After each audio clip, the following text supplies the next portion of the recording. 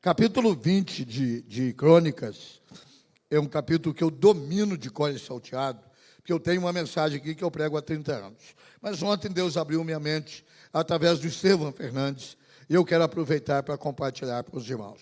Depois disso, os filhos de Moabe e os filhos de Amon, com alguns dos meunitas, vieram à peleja contra Josafá. Então vieram alguns que avisaram a Josafá, dizendo: grande multidão vem contra ti, da além do mar e da Síria. Eis que já estão em Zazon-Tamer e em Eugedi. Então Josafá teve medo e se pôs a buscar o Senhor, e agregou e apregou o jejum em todo o Judá. Judá se congregou para pedir socorro e buscar o Senhor em todas as cidades. Pôs-se Josafá em pé na congregação de Judá e de Jerusalém, na casa do Senhor, diante do pátio, e disse: Senhor, Deus de nossos pais, porventura não és tu Deus dos céus? Não és tu que dominas sobre todos os reinos dos povos? Na tua mão está agora a força, o poder, e não há quem te possa resistir. Porventura, ó Deus, não lançaste fora os moradores desta terra, que diante de teu povo de Israel, e não há desde sempre a posteridade de Abraão, teu amigo, habitarão nela, e nela edificaram um santuário ao teu nome, dizendo: se algum mal nos sobrevier, espada por castigo, peste ou fome, nós nos apresentaremos diante desta casa e diante de ti, pois o teu nome está nesta casa, e clamaremos a ti na nossa angústia, e tu nos ouvirás e livrarás. Agora, pois, eis que os filhos de Amon e de Moabe, e os do monte de Seir, cuja terra não permitiste a Israel invadir, quando vinham da terra do Egito, mas deles se desviaram e não os destruíram, eis que nos dão o pago, vindo lançar-nos fora da tua possessão, que nos deste em herança. Senhor nosso Deus, acaso não executarás tu o julgamento contra eles? Porque em nós não há força para resistirmos a tão grande multidão que vem contra nós, e não podemos nós o que fazer, e não sabemos nós o que fazer, porém os nossos olhos estão postos em ti. Todo Judá estava em pé, diante do Senhor, como também as suas crianças, as suas mulheres e os seus filhos. Então veio o Espírito do Senhor no meio da congregação, sobre Jaziel, filho de Zacarias, filho de Benaia, filho de Jeiel, filho de Matanias, levita, dos filhos de Asaf, e disse: dai ouvidos, todo Judá, e vós, moradores de Jerusalém, e tu, ó rei Josafá, ao que diz o Senhor: não temais, nem vos assusteis por causa desta grande multidão, pois a peleja não é vossa, mas de Deus. Amanhã descereis contra eles, eis que sobem pelas ladeiras de Ziz, e encontrá-lo-eis no meio do vale, defronte ao deserto de Jeruel. Neste encontro não tereis que pelejar, tomai posição, ficai parado, e vede o salvamento que o Senhor vos dará, ó Judá e Jerusalém. Não temais, nem vos assusteis. Amanhã saíres ao encontro, porque o Senhor é convosco. Até aqui, podem assentar-se, por favor. Todos nós enfrentamos gigantes na vida, diante do tema do livro que o William e o Flávio lançaram. Os gigantes estão por aí. É gigante vestido de gerente de banco, que manda avisar que, se não pagar, a casa vai a leilão. É gigante que vem através de um envelope lacrado, que o médico nos chama e diz: não tenho boas notícias para te dar. É gigante de filhos que nós criamos com todo cuidado, com todo amor, com toda disciplina, com todo investimento, e de repente tomam rumos que nós não gostaríamos que eles tivessem tomados. E os gigantes vão se multiplicando. Eles estão dentro de casa com os filhos, eles estão na nossa vida financeira, diante de um país em crise como o nosso, eles estão no emprego que de repente perdemos, E agora a esposa tem que trabalhar, e o pai tem que ajudar, e a família tem, e o padrão de vida que era de 1 metro encolheu para 50 centímetros, e é provável que você tenha que encolher para 30. E aí nós temos que enfrentar os nossos gigantes. Primeira coisa que nós temos que é mensurar que tamanho de gigante que eu estou enfrentando, o que eu estou enfrentando. Eu dou conta disso? Eu não dou conta disso? E se eu não der conta, para onde que eu vou? Essa é a história. O reino ia bem. Josafá, de todos os reis, é o que razoavelmente caminhava bem dentro dos padrões e dos princípios do Senhor. Ele, Asa, Ezequias, foram reis de comportamento razoavelmente bom, muito bom, depois da morte de Davi. E agora vem uma notícia para o rei. Chefe, irmãos, não é só para receber salário maior. Chefe é quem tem que resolver o problema. Tanto que você fala para um e diz assim, eu vou falar com o chefe. Aí você fala para o outro dizendo, eu vou falar com o chefe. E ser rei, e ser gerente, e ser pastor principal de uma igreja é receber o problema. E achar uma solução plausível, cabível, sustentável, possível para o tamanho do problema que nós temos que enfrentar, porque problema não resolvido, ele cresce.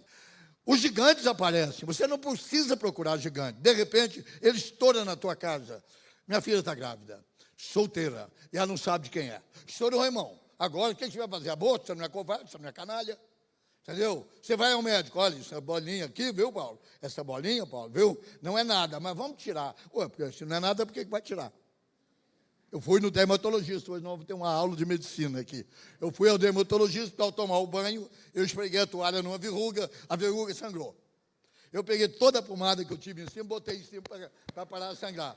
A verruga inflamou. Ficou assim, vermelha. Eu fui no meu dermatologista, doutor Renato, aqui em frente, abri a camisa, ele tem uma lupa dessa manhã, põe o círculo, falou, não é nada não. Mas daqui 20 dias volto, nós vamos dar uma limpeza. Os gigantes aparecem, irmão.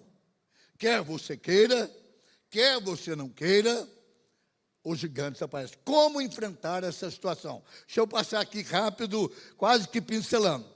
Primeira coisa, não desespere com o tamanho do problema. Leia comigo aqui, versículo 2. Está vindo, então vieram a Josafá, lhe avisaram e disseram, uma grande multidão vem contra ti. Primeira coisa, quando você vai enfrentar gigante, não olhe o tamanho dele, porque se você olhar, Davi estaria correndo até hoje, se ele olhasse o tamanho de Golias. Ele dizia, vou cuidar das ovelhas. Já matei urso, já matei leão. Mas um homem desse tamanho, blindado desse jeito, never. Nunca. Não olhe para o tamanho do seu problema. Problema grande não significa que ele vai te vencer, desde que você tome atitudes grandes e creia num Deus que é maior do que o teu problema. Encara, carcará, amigo. Se ficar, o bicho pega. Se correr, o bicho come. Então, eu vou encarar. Não importa o tamanho. Chegou a notícia para Josafá dizendo assim, olha, o que vem contra você não é um batalhão. É uma grande multidão de 2 nações inconjuntas. Problemas não resolvidos no passado, ele mesmo diz no clamor que ele faz ao Senhor. Quando tomamos a terra, nós deixamos para trás tanto os amonitas como os moabitas. E eles cresceram. E eles agora estão levantando contra nós.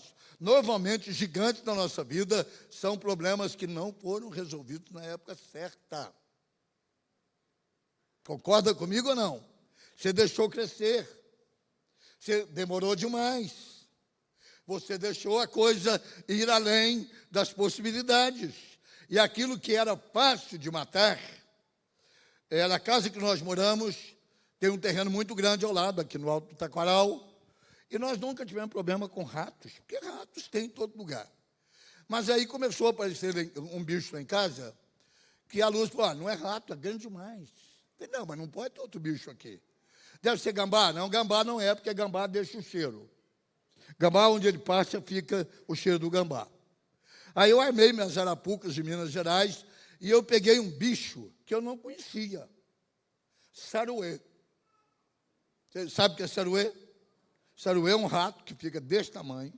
Ele tem cara de gambá, jeito de gambá, mas ele não é gambá, ele é saruê. E claro, casa que tem criança, joga casca de banana, joga resto de comida, e aquilo começou uma festa. Por que eu detectei que não era rato? Pelo tamanho do cocô. Fez só se for rato daquela terra que Moisés mandou Josué e Caleb, e tinha cacho de uva que precisava 2 homens para carregar. Eu imagino o tamanho do rato de lá, era desse tamanho. Se a uva era assim, o rato era assim. Você tem que detectar o problema. Caso que eu detectei o problema, arrumei o remedinho para eles e desapareceram todos. Mandei tudo para a eternidade. Acabou. Fui lá na casa médica. O que mata saruê? Mata saruê assim, assim, assim, assim. Eu botei em cima do muro e de uns dias depois não apareceu mais nenhum. Você tem que confrontar o problema e achar uma solução para o problema. Senão, problemas crescem. Crescem, agigantam. Segundo lugar, não subestime as armas que você tem em suas mãos. É interessante que Josafá escuta, e no verso de número 3, então, forma transitiva do problema para a solução. Então, Josafá teve o que é natural. Primeiro, ele teve o quê? O que ele teve primeiro?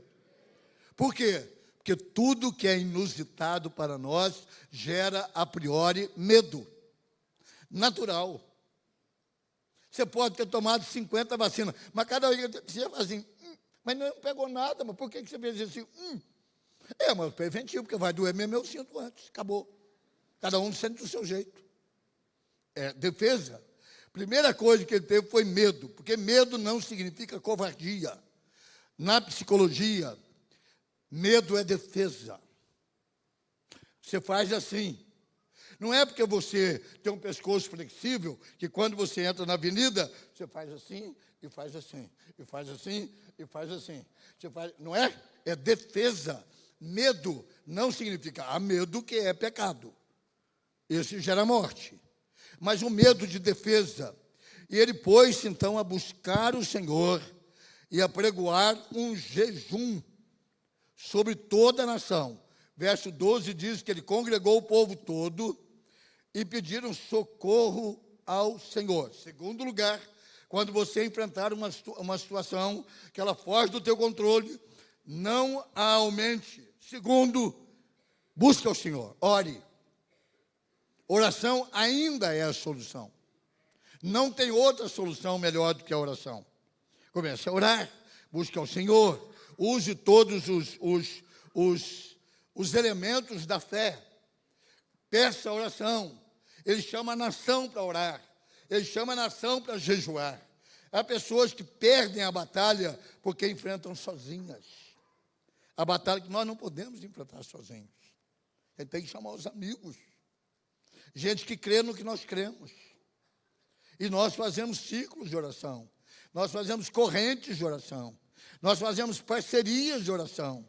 A gente põe numa linha direta para os nossos amigos, orem por mim. Não precisa dizer para que é.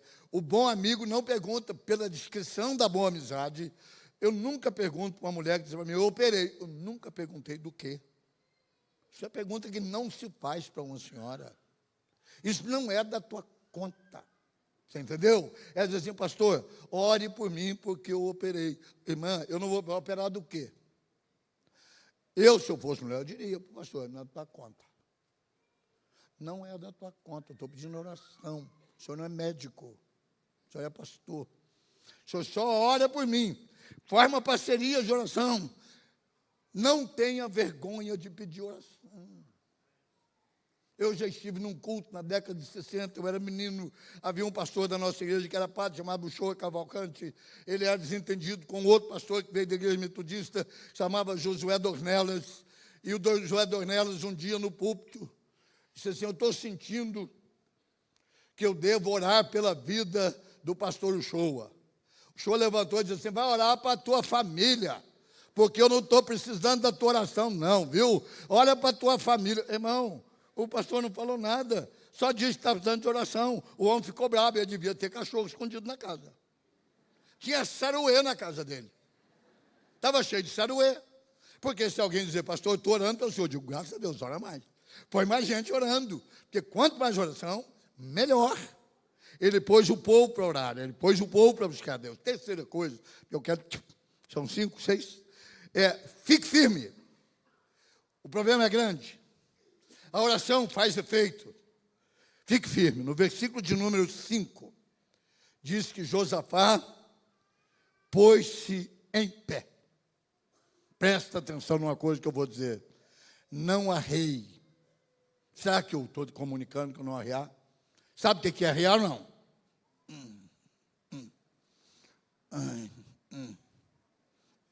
Vou para debaixo da cama. Irmão, veio, o gigante é grande? É grande.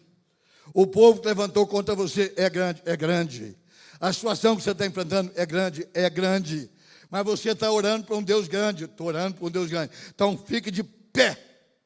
Tem hora que você tem que esconder tua covardia atrás de um terno bom, bem vincado, com a camisa branca, com a gravata bonita, um sapato engraxado, vir para frente da igreja e dizer: glória a Deus, irmão. Você está morto. Mas fique em pé. Não deixe o diabo te pôr no chão. Não deixe as circunstâncias te massacrar. Não deixe nada tirar a tua dignidade. Irmãos, esses 5 meses, janeiro, maio, que terminou anteontem, nós passamos, da nossa equipe mais íntima, provação em cima de provação, pagar essas contas todas, inimigos ocultos mandando cartas de acusação contra nós, e o pau comendo solto. E sabe o que nós fizemos?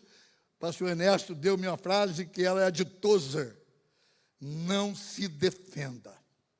Porque numa hora dessa, o que o cabra safado quer é polêmica. Calha a boca. O Senhor pelejará por vós. Quieta. E a gente veio para cá 5 meses, aqui, ó. 1 carta, 2 cartas, 3 cartas, o capeta serandeando, o capeta atacando, e nós não estamos. Sabe o que aconteceu? Já rastrearam o computador dele. Ele já está no hack da justiça. Já ele vai ser grampeado.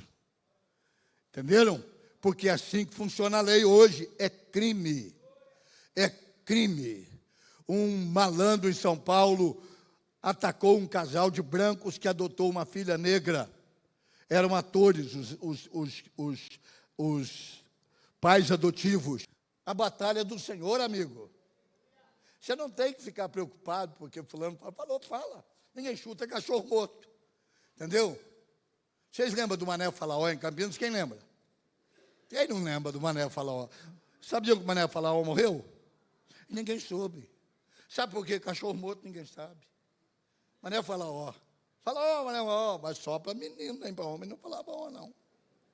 Figuras folclóricas de Campinas, como tinha um bugrino ali na praça, ali, como é que chamava aquele bugrino? Ficava na... Bozó, o Bozó, faz parte do folclore da cidade, gente. Agora, eu não sou folclore.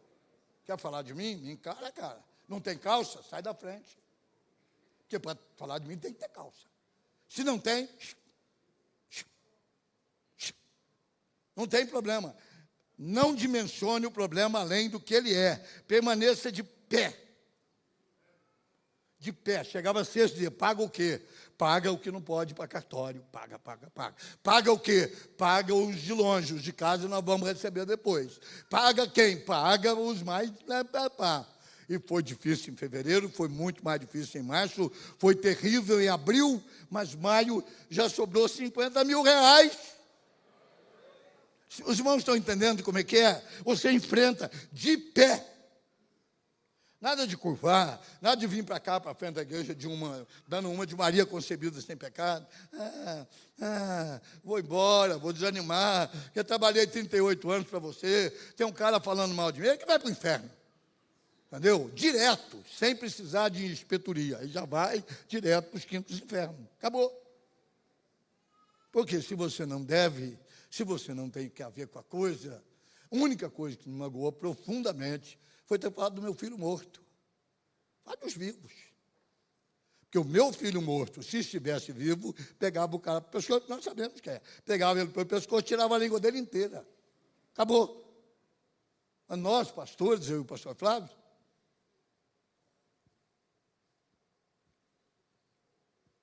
nós temos muito mais. Como Neemias, quando Sambalá tentou provocá-lo para ele descer, disse: nós não podemos descer. Nós estamos envolvidos com uma grande causa. Nós não podemos descer. Quarto lugar, reconheça os feitos de Deus na história. Olha que coisa linda. Ele pega aqui do versículo 6 e ele faz um clamor. A palavra clamor é antecedida de uma expressão de exclamação. Ele diz: ah, Senhor. E ele faz um clamor dizendo: porventura tu não és o Deus dos nossos pais? Tu não domina todos os povos? Versículo de número 7, ele diz: o Senhor não deu esta terra onde nós estamos, como posteridade a Abraão, teu filho. Os que habitam aqui, tu não prometestes destruí-los? Se algum mal sobreviver, tu prometestes.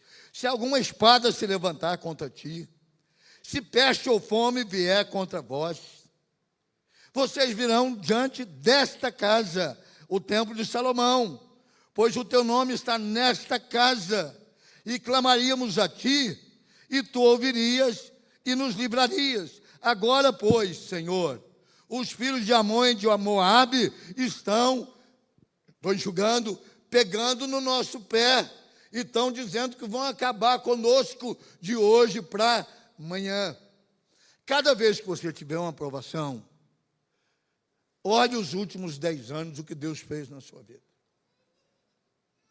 E conta as bênçãos. O que você tinha 20 anos atrás? O que você tem hoje? Como estão seus filhos? Como está a sua saúde? Como está a tua esposa? Comece a contar as bênçãos, porque isso fortalece a nossa fé. Lembrar o passado fortalece a nossa fé. Eu estou restaurando a igreja onde eu comecei há 50 anos atrás. Fizemos um acordo com o pastor Eide, a igreja estava fechada há 15 anos, apodrecendo, fizemos um acordo de cavalheiro, ele nos entregou, eu estou restaurando para reinaugurá-la no dia que eu tomei posse dela, 50 anos atrás, fazendo o museu da igreja do Nazareno. Estou pondo lá os primeiros móveis. Eu gosto de coisa antiga, entendeu? Por isso que eu gosto de mim, eu gosto muito de coisa antiga, entendeu? Coisa já usada, coisa assim, já caindo os pedaços, eu gosto muito de mim, entendeu? Lembro do passado.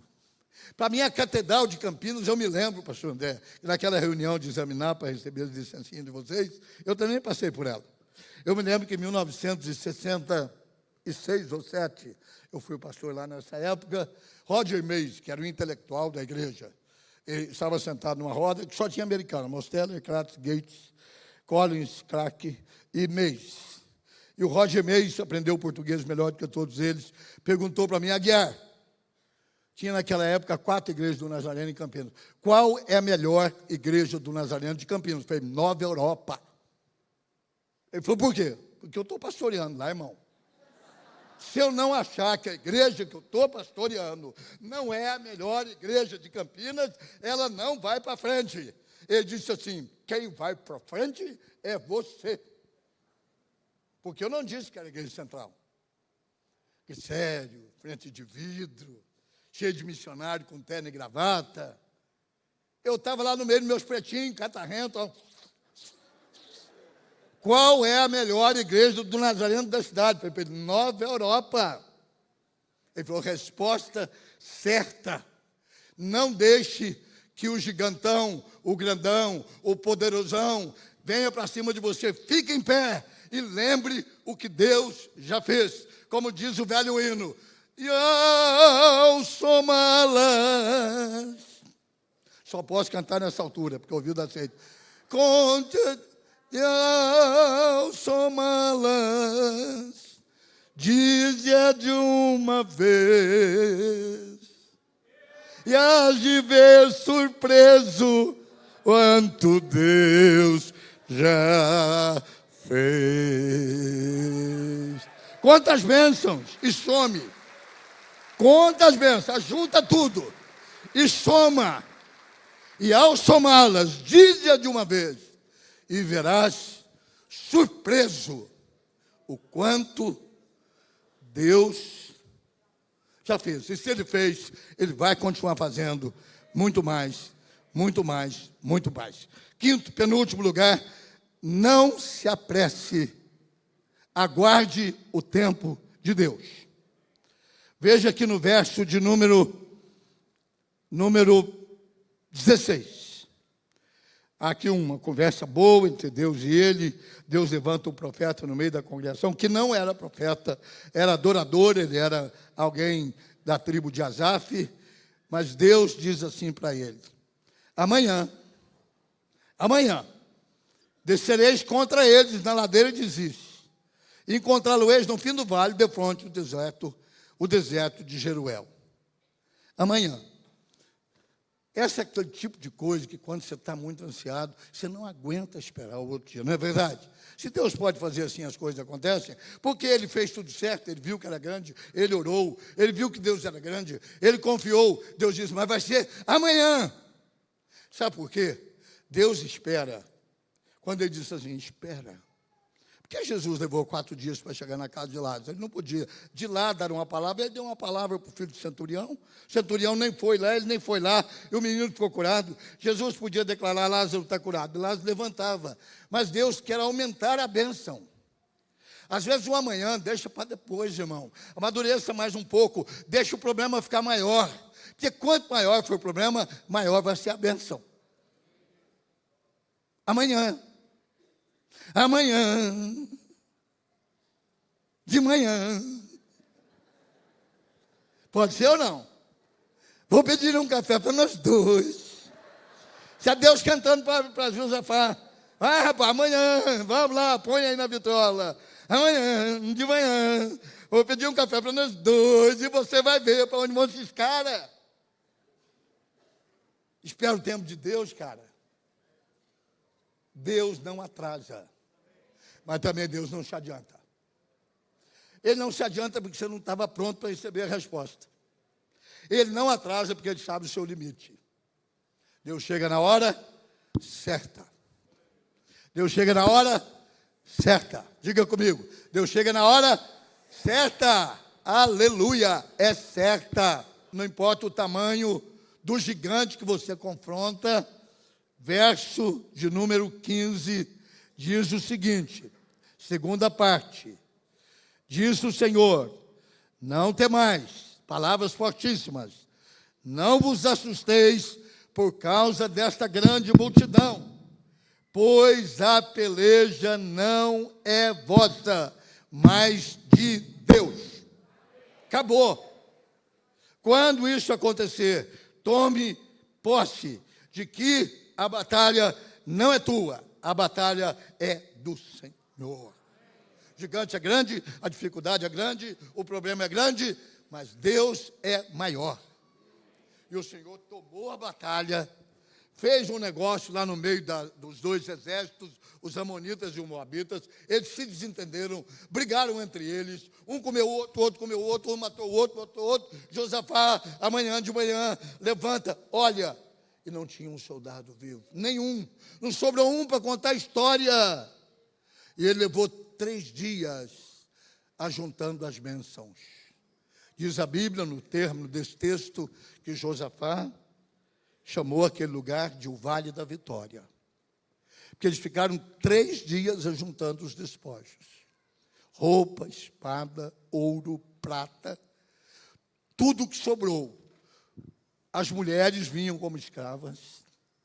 E ele, que assustou com o tamanho dos gigantes, agora herdou todos os que os gigantes trouxeram para ele. Por quê? Porque a batalha é do Senhor. Ao dimensionar o tamanho das suas lutas, não minimize o poder de Deus. A luta é grande? É. A batalha é grande? É. Mas Deus é maior. João escreveu só um risquinho no Novo Testamento, que é uma âncora para a nossa fé. Maior é aquele que está em nós do que aquele que está no mundo. Isso é uma âncora. Você olha para dentro de você e diz: eis que eu estou convosco todos os dias até a consumação. E você olha do lado de fora e vê o tamanho do problema. Aí você diz assim: eu sozinho, com Deus comigo, eu sou maior do que a maioria. Eu sozinho, com Deus comigo, eu sou maior do que a maioria. Josafá não gastou uma espada, não gastou uma lança, não gastou uma bala se fosse uma guerra bélica, não gastou um soldado, não gastou uma família, não gastou nada. Ele só juntou as bênçãos e eles cantavam durante a coleção dos despojos, nasceu o hino. Quantas bênçãos, e diz-as de uma vez.